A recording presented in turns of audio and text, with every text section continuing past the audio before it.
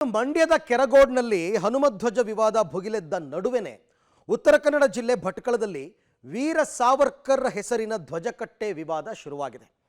ತಾಲೂಕಿನ ತೆಂಗಿನಗುಂಡಿಯಲ್ಲಿ ನಿರ್ಮಿಸಿದಂತಹ ವೀರ ಸಾವರ್ಕರ್ ವೃತ್ತದಲ್ಲಿರುವ ಕಟ್ಟೆಯನ್ನು ಗ್ರಾಮ ಪಂಚಾಯತ್ ಅಧಿಕಾರಿಗಳು ತೆರವುಗೊಳಿಸಿರೋದು ಈಗ ಒಂದು ರೀತಿ ಸಂಘರ್ಷಕ್ಕೆ ಕಾರಣವಾಗಿದೆ.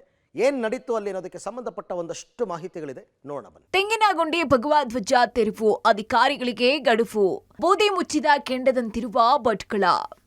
ಉತ್ತರ ಕನ್ನಡ ಜಿಲ್ಲೆಯ ಭಟ್ಕಳದಲ್ಲಿ ಮತ್ತೆ ಧ್ವಜ ವಿವಾದ ತಾರಕಕ್ಕೇರಿದೆ. ಭಟ್ಕಳ ತಾಲೂಕಿನ ಹೆಬ್ಬಳೆ ಗ್ರಾಮ ಪಂಚಾಯತ್ ವ್ಯಾಪ್ತಿಯ ತೆಂಗಿನಗುಂಡಿಯಲ್ಲಿ ವೀರ ಸಾವರ್ಕರ್ ವೃತ್ತದಲ್ಲಿ ನಿರ್ಮಿಸಲಾಗಿದ್ದಂತಹ ಕಟ್ಟೆಯನ್ನ ಗ್ರಾಮ ಪಂಚಾಯಿತಿ ಅಧಿಕಾರಿಗಳು ತೆರವುಗೊಳಿಸಿದ್ದಾರೆ. ಹಿಂದೆ ಗ್ರಾಮ ಪಂಚಾಯಿತಿ ಸಾಮಾನ್ಯ ಸಭೆಯಲ್ಲಿ ಸಾವರ್ಕರ್ ಧ್ವಜಸ್ತಂಭ ನಿರ್ಮಿಸೋದಕ್ಕೆ ಸರ್ವ ಸದಸ್ಯರು ಒಪ್ಪಿಗೆಯನ್ನ ನೀಡಿದ್ರು. ಹೀಗಾಗಿ ಜನವರಿ 21ರಂದು ಸ್ಥಳೀಯ ಯುವಕರು ಧ್ವಜ ಕಟ್ಟೆಯನ್ನ ನಿರ್ಮಿಸಿದ್ರು. ಇನ್ನು ಅನುಮತಿ ಪಡೆಯದೆ ಸಾವರ್ಕರ್ ನಾಮಫಲಕ ಅಳವಡಿಸಿ ಭಗವಧ್ವಜ ಹಾರಿಸಿದ್ರು.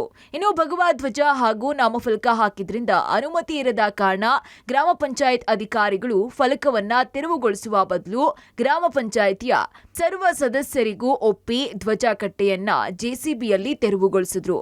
ಇನ್ನು ಧ್ವಜ ತೆರವುಗೊಳಿಸಿದ್ದು ಹಿಂದೂ ಸಂಘಟನೆಯ ಆಕ್ರೋಶಕ್ಕೆ ಕಾರಣವಾಯಿತು.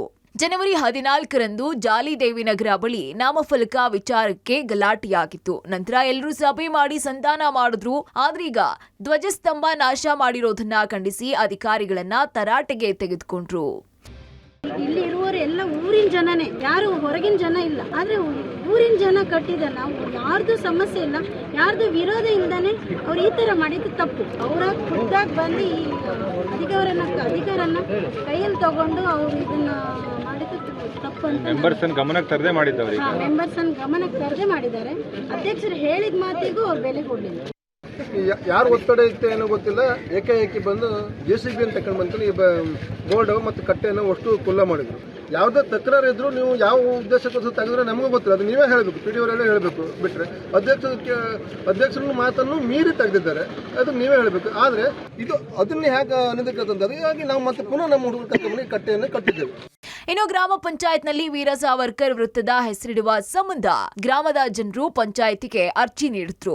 ಇನ್ನು ಅನಧಿಕೃತ ನಾಮಫಲಕವನ್ನ ತೆರವುಗೊಳಿಸುವ ಕುರಿತು ಚರ್ಚೆ ಮಾಡಿದ್ರು. ಅನುಮತಿ ಪಡೆಯದೆ ನಿರ್ಮಿಸಿದ್ದಾರೆ ಅನ್ನೋ ಕಾರಣಕ್ಕೆ ಕಟ್ಟೆಯನ್ನೇ ತೆರವುಗೊಳಿಸಿದ್ದಾರೆ.